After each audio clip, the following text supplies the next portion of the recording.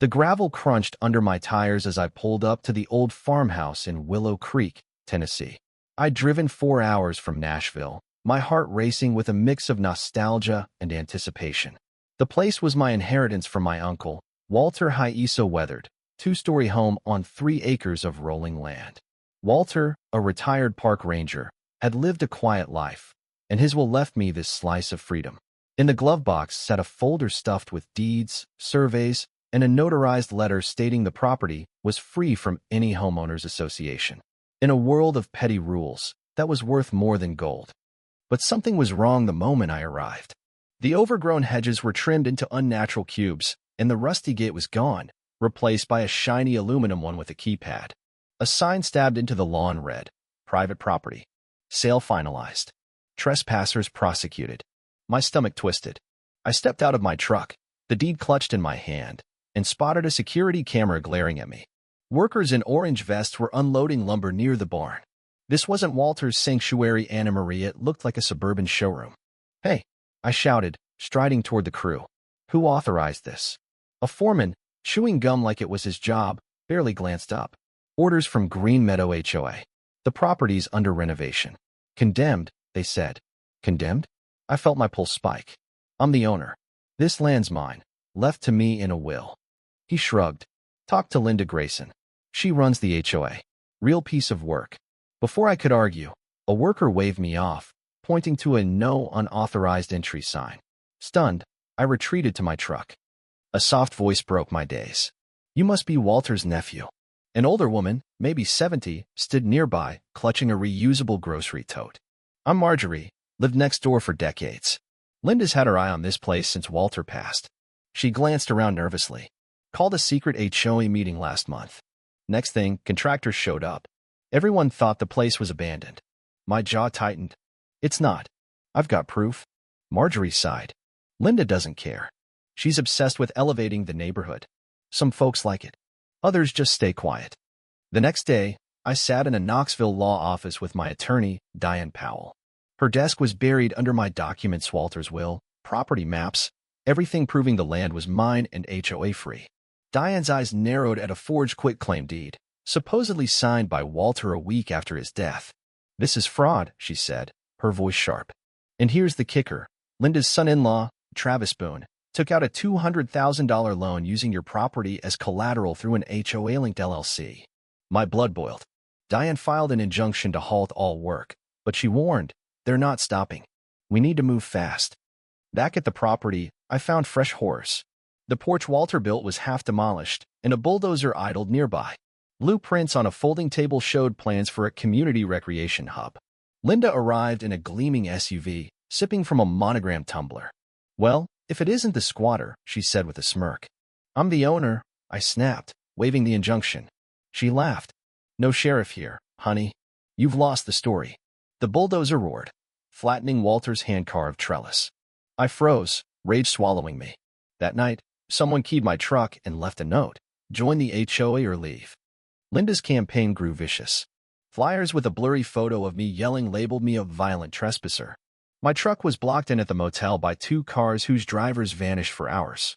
At a neighborhood unity meeting, Linda preached about protecting property values while casting me as an outsider. I stood, holding my deed, but she silenced me. "Members only, dear." Marjorie, sitting in the back, looked pale but said nothing. Later, I found my truck buried under yard waste, a dead possum taped to the windshield with a note: "HOA fixes messes." Marjorie came to me days later, trembling, with a dusty envelope Walter had given her years ago. Inside were letters, a hand-drawn property sketch, and a draft complaint against Green Meadow from a decade back. "He knew they'd come for him," she whispered. She also handed me a USB drive. "Found this in Linda's mailbox by mistake. It's their Phase 4 Plan Your Names Everywhere." The files revealed Linda's scheme: fake community votes, forged proxies, and a federal grant application claiming my land for affordable housing. They'd pocketed $130,000 in public funds. The breaking point came when I saw the bulldozer tear into the porch steps. I called Diane, who filed a federal lawsuit for fraud, conspiracy, and property destruction. I tipped off a local news crew, and soon cameras captured Linda shrieking as I explained the theft.